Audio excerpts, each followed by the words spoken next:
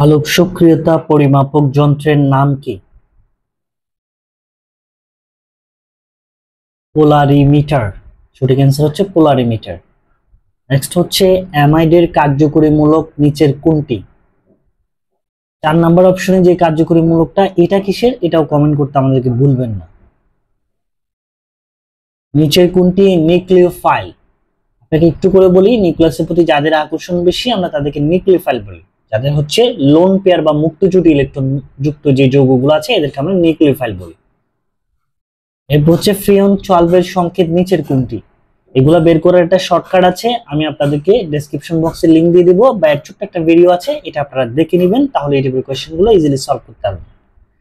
এরপর হচ্ছে ইথিলিনের জ্যামিতিক গঠন নিচের কোনটি? অণুর আকৃতি বন্ধন কোণ সম্পর্কিত একটা কোশ্চেন কিন্তু প্রায় হয়ে থাকে, সো এগুলো একটু রিমেম্বার করবেন, ঠিক আছে?